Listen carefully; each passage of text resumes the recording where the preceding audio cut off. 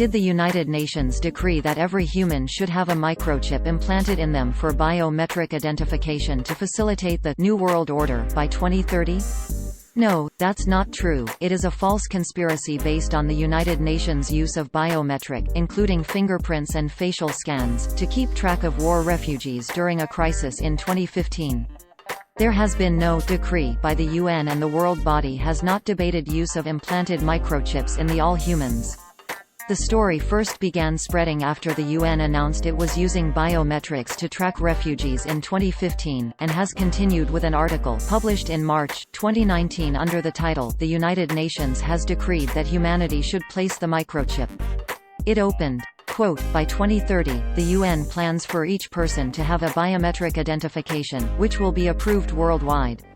The information of every human being will be stored in a universal database, located in Geneva, Switzerland.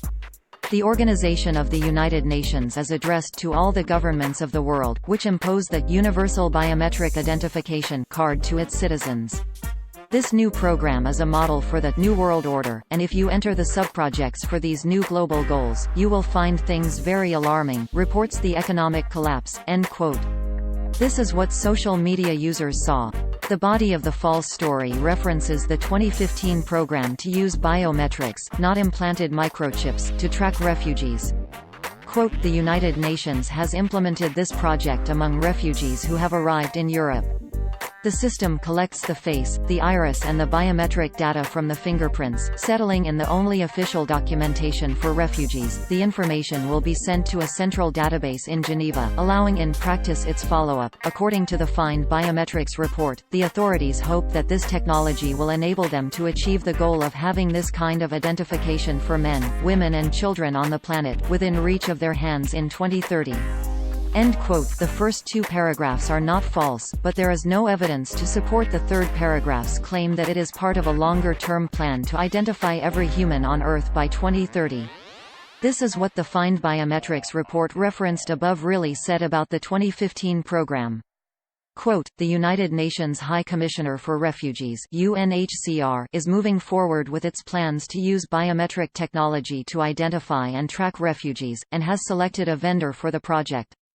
Accenture, an international technology services provider, has won out in the competitive tendering process and will oversee the implementation of the technology in a 3-year contract. The UNHCR will use Accenture's Biometric Identity Management System (BIMS) for the endeavor.